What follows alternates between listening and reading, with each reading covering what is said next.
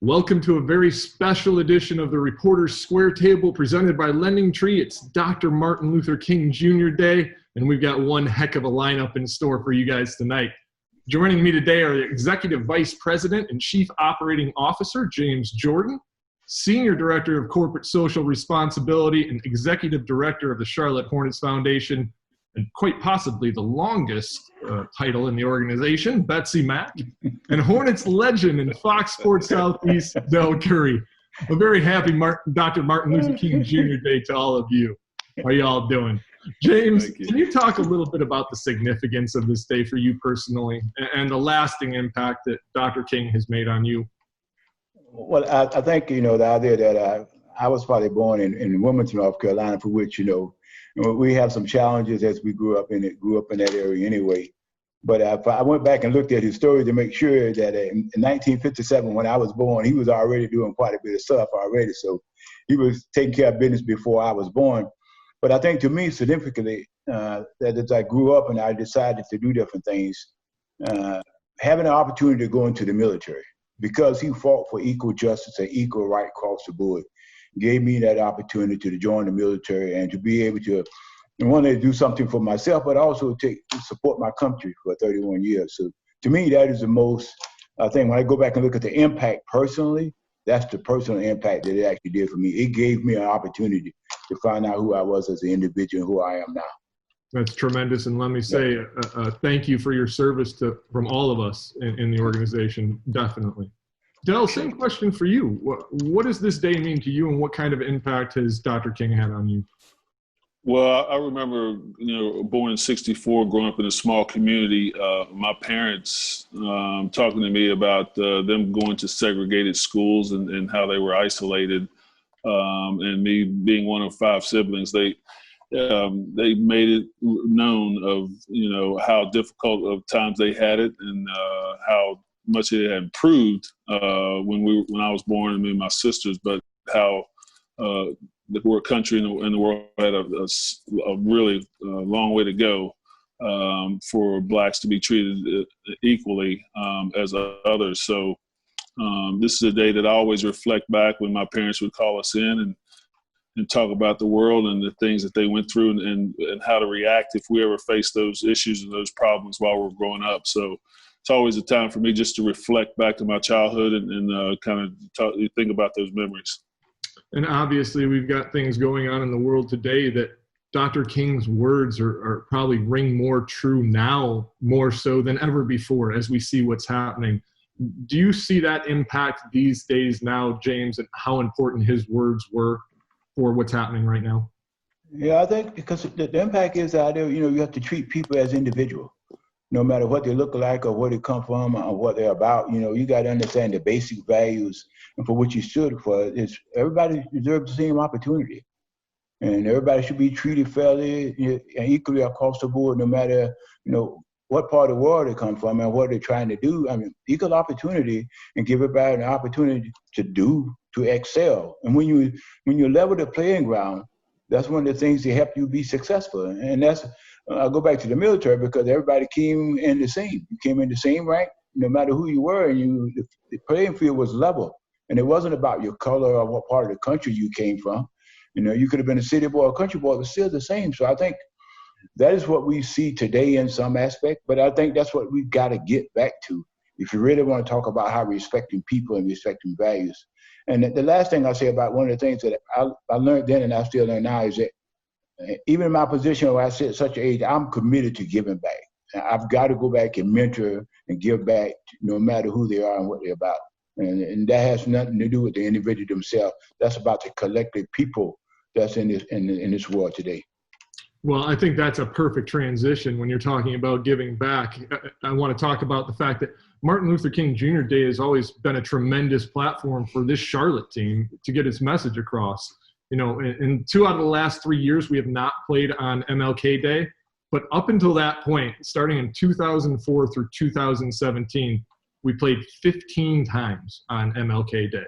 This year, we're not playing, but without the game, this is providing Hornets Sports and Entertainment with a perfect opportunity to launch our company-wide social justice platform.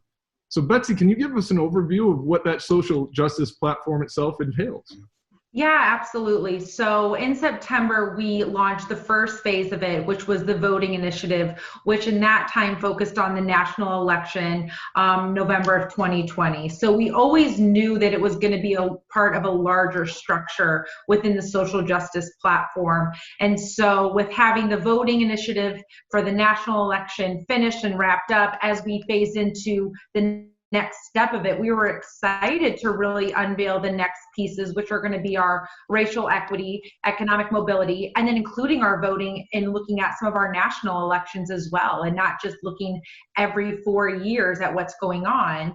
And so when we looked at the data, when we looked at the time frame, it just really aligned perfectly to unveil this on MLK Day and really showcase what our organization is committed to, not just now in this moment, but what we have been committed to in years past, and what we're excited to continue to do in our community as we, continue on in our years to come.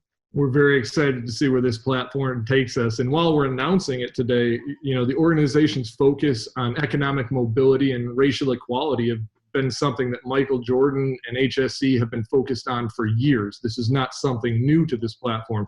Isn't that correct, James? Yeah, it is. And I think we, even though we break them down into different types of categories now, but if you lump it all together, it's really been about the organization as a whole. We've been committed to giving back to the community. And now you can break them down into different groups and subgroups, but it's all been about our goal of getting out in the community, being involved, being true to our values, of giving back and being a pillar in the organization. And that's what we're all about. We can frame it any way you want to, but, and it's not just for now. We've been doing it back in the day, and we'll put it in a new category. We'll call it something different, but it's not going to change what we're doing. And this is for the long term. As long as we own the organization, as long as we keep moving forward, we're going to challenge Betsy to think outside the box, understand what the community needs, and figure out how we can impact. That's our goal, and we're not going to get off of that. One thing I'm certain Betsy always does, what is best for us in the community, and takes us down that path in the right way. It's been amazing.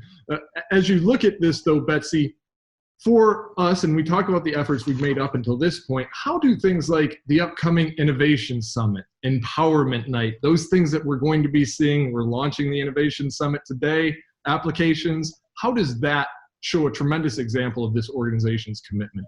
Yeah, so I want to back up a little bit. I think the best part about our social justice platform as a whole is that it's an organizational wide approach, and that it's not just, the CSR team that leads these efforts, but it's everyone coming together. We saw that with our voting platform, having over 20 individuals from different departments and levels, bringing ideas and bringing in their experience, having outside partners join us, and making sure that we're continuing the mission in the way that we're seeing the need in the community as well. So as we came together and started looking at the social justice platform and the Empowerment Night, which will be held on January 22nd on this upcoming Friday, we looked at our Innovation Summit, and we're really excited about leading that, as that is going to empower local entrepreneurs that are diverse to get involved in how we can help to elevate their pitch and elevate what they're doing and really showcase their talents in a way that's using our social capital that the Hornets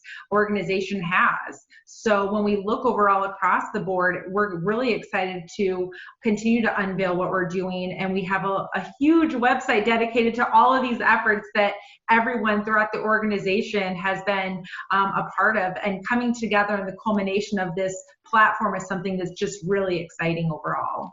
It is so tremendously exciting, and we couldn't be announcing it on a better day. Del, what do you think in terms of us making this announcement on Dr. Martin Luther King Jr. Day to make sure that we're making that sort of impact in a time when we're definitely having eyes on this? Well, timing is everything, and I commend Betsy and her team and everybody in the Hornets organization for realizing that when you have all eyes on, you want to make an announcement, it's the perfect time to do that. And I was a little disappointed that we're not playing on Martin Luther King Day. I know the players really love to play on that day. They have tremendous platforms. Their voice can be heard. And with the league being predominantly African American, I know the league and the Hornets do an exceptional job of putting the word out and trying to help in those areas. And James and I talked about, back in the 50s and 60s, we thought we'd be farther along in these types of areas today, but we're still struggling in there. So I know the NBA and the players want to continue to do their part, let their voices be heard in any way possible. So, timing is everything. And I think it's a great opportunity for the players and the voices to be heard. And in this time of need, how important is the focus on Black-owned businesses? We saw it during our week of service when we went out with these Black-owned businesses, did many features on them, and that is going to continue. For us, James, why is it so important for the organization to focus on that? Well, I think, it goes back really to our commitment from our owner. And our owner made a commitment that we will give back and we'll be involved and we'll go help those that need a helping hand right about now. And we just put them in categories and you figure out which ones you want to focus on and how you want to go about it. And we decided to do that, and it was great. The actual positive feedback was something, okay, we're on the right track. Let's keep on doing it. And it's not about singling out, about doing more for one versus the other. It's about what's the need at that particular time. That's when you're in the community, that's what you got to attack. What is the need right then, and how do you pick the people up then? And you can always go back and get everybody else by developing a plan. But we always focus on what is the need. And the owner, he gave us the guidance, and that's what we'll focus on. And we'll go to different groups later on as we try to figure out. But it's about the need. What is the current need at that time? And they really appreciate it by the feedback that we got. They were amazed that we really singled them out. But it just tells you that people are just waiting for us to do the right thing. We just got to figure out when to do it and how to do it and how to make it very impactful. Doing the right thing, always the best thing to do, no doubt. And when we look at this panel, Del, you've got more experience in the city of Charlotte, more history in the city of Charlotte than any of us on this. For you as a former player, somebody who's now ingrained in the organization, how much does it mean to you that the organization continues to do these pushes towards economic mobility, racial equality, and the continued push behind voting?